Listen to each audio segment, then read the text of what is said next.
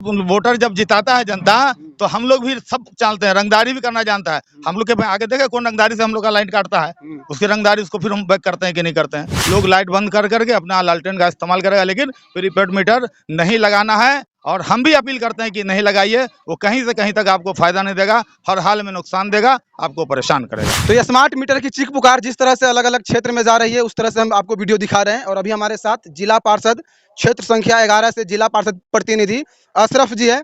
आइए इनसे बात करते हैं और जानते हैं कि इनके क्षेत्र में किस तरह से स्मार्ट प्रीपेड मीटर गरीबों के घर में जाकर जबरन लगाया जा रहा है, या फिर अभी इनका क्षेत्र बाकी है उन रंगदारी से। सबसे पहले आपका बहुत बहुत स्वागत है जी, आपका भी बहुत बहुत धन्यवाद जो अपने चैनल पे हमको बुलाया आपने।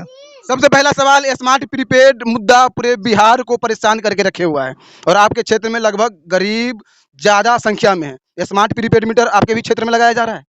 जी, हमारे यहाँ भी लगाने के लिए आए थे कुछ लोग, तो हम लोगों ने कहा कि ये मीटर की हम लोग को ज़रूरत नहीं है, क्योंकि ये मीटर का मामला ये है कि जो पहले जो मीटर लगा हुआ था उसमें बिल ज़्यादा आया, कम आया, तो कम से कम जो बिजली बिल लेने के लिए आता था तो उसको लोग अपनी शिकायत करता था कि भाई मेरा बिल ज़्यादा है, मीटर चेंज करो, ये करो। लेकिन ये जो स्मार्ट मीटर लग जाएगा तो ये तो हो जाएगा मोबाइल रिचार्ज की तरह।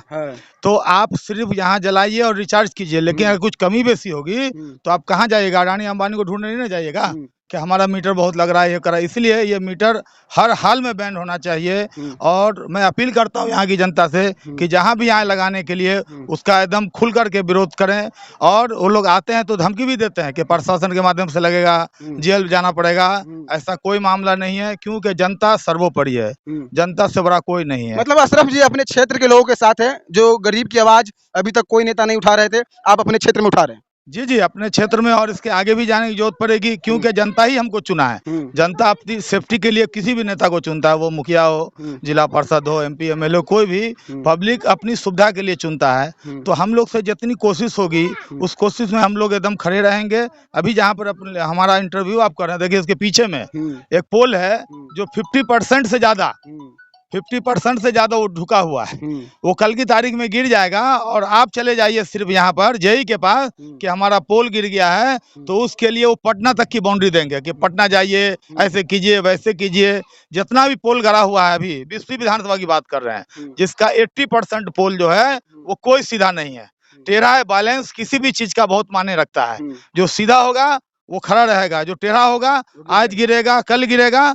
और जब गिरता है तो अभी आपने देखा है कि परसोनी में, ये हमको लगता है 5 से 7 दिन का मामला है कि पोल गिर गया, एक महिला जा रही थी किसी कोई काम से, उसमें शॉट लगा और वो मर गई वहां पर। तो कहने का मतलब बिजली विभाग की वजह से अगर आदमी की जान चली जाती है तो कोई मामला नहीं है, लेकिन अगर 4 दिन अगर बिजली बिल पेड करने में लेट करेगा तो उसका मीटर काटेगा, उसको इस तरह का मामला देगा। तो चाहिए, सरकार को चाहिए कि आप जितना भी पोल करवाते हैं, बिजली बहुत मायने रखता है। अभी आरिफ जट ने कहा है, हम सुना है वहाँ पे, कि लाइट सबसे ज़्यादा जरूरी होती है। अगर टेक्निकल मामला है, लाइट की कमी है, अगर आप पूर्ति 24 घंटा नहीं दे सकते हैं, काटना है तो सुबह 4 बजे से लेकर के 7 बजे तक, 6:30 बजे तक आप काट दीजिए। उतना टाइम किसी को दिक्कत नहीं होता है।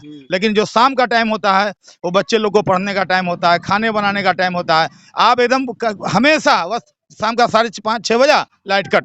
आपको नहीं लगता कि 20वीं प्रखंड के लिए, 20वीं विधानसभा के लिए शर्म की बात है कि 36 घंटा तक रंगदार के द्वारा, कर्मी के द्वारा लाइट काट दिया गया था और लोगों को रोड पे आने पे मजबूर किया था? बहुत शर्म की बात है और अफसोस की बात यह है कि हम थे नहीं। अगर इस तरह का होता तो मान लीजिए कि हम लोग को जब वोटर जब जिताता है जनता तो हम लोग भी सब जानते हैं, रंगदारी भी करना जानता है। हम लोग के आगे देखे कौन रंगदारी से हम लोग का लाइट काटता है, उसकी रंगदारी उसको फिर हम बैक करते हैं कि नहीं करते हैं। वैसे नेताओं का क्या होगा जो गरीब के मुद्दों पर चू तक नहीं बोल रहे हैं, बोलने से परहेज कर रहे हैं, अपने आप को स्टैंडर्ड सेल्फिश नेता कह रहे हैं? देखिए, उसको तो जनता बता देगी। जनता फिर 5 साल के बाद जनता ही पब्लिक बनती है और जनता फिर अपना भाषा समझा देगी, क्योंकि हमको जिसके लिए चुना है अगर हम उस पर खड़े नहीं रहेंगे तो हमको भी जनता सबक सिखाएगी। इसीलिए हर प्रतिनिधि का दायित्व बनता है कि जो काम के लिए जनता चुना है अपनी कोशिश कीजिए।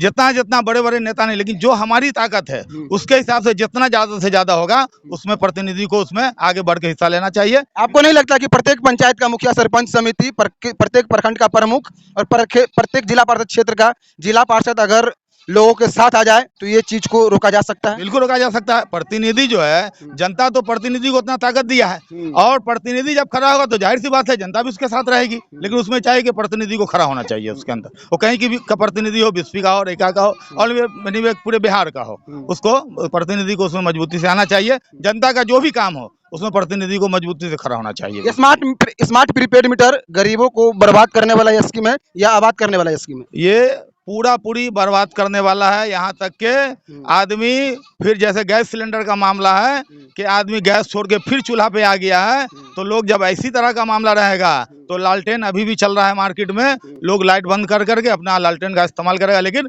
प्रीपेड मीटर नहीं लगाना है। और हम भी अपील करते हैं कि नहीं लगाइए, वो कहीं से कहीं तक आपको फायदा नहीं देगा, हर हाल में नुकसान देगा, आपको परेशान करेगा। आखिरी बार अपने क्षेत्र के लोगों से क्या अपील करना चाहेंगे, खासकर ये स्मार्ट प्रीपेड मीटर, जमीन सर्वे वाले मुद्दे या फिर अन्य मुद्दों को लेकर? देखिए, जमीन सर्वे का मामला है कि देखिए सरकार क्या होता है कि अभी मोदी जी के साथ रह के नीतीश कुमार भी थोड़ा उनका दिमाग घूम गया है।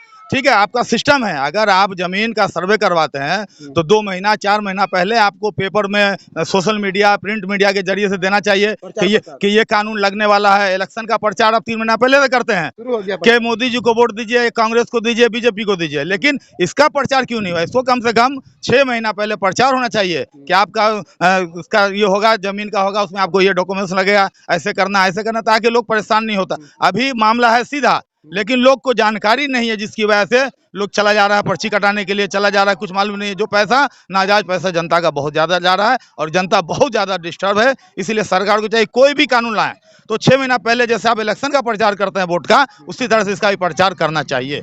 सरकार को एक चीज़ हम बोलना चाह रहे हैं कि हिंदुस्तान के अंदर ट्रेन महिला चला रही है, प्लेन महिला चला रही है, चांद पे महिला जा रही है, तो ये पोस्टमार्टम जो होता है, जब कोई महिला मर जाती है तो पोस्टमार्टम करने के लिए पुरुष क्यों करता है उसका पोस्टमार्टम? हाँ। क्योंकि ये बहुत निंदनीय चीज है कि कितने आदमी को हमने देखा है कि एक्सीडेंटल मामला हो गया, मौत हो गई, लेकिन वो अपनी वहाँ इसकी वजह से कि भाई दारू पी करके और जेंट्स हमारी बच्ची का पोस्टमार्टम करेगा, इस बिना पर चाह करके भी लोग नहीं कराता है। इसीलिए सरकार से ये बहुत बड़ी मांग मैं करता हूँ कि जब महिला ऑपरेशन कर सकती है, जहाज उड़ा सकती है, ट्रेन चला सकती है, चांद पे जा सकती है, तो महिला को पोस्टमार्टम के लिए महिला ही होना चाहिए, इसमें पुरुष की कहीं कोई जगह नहीं होनी चाहिए।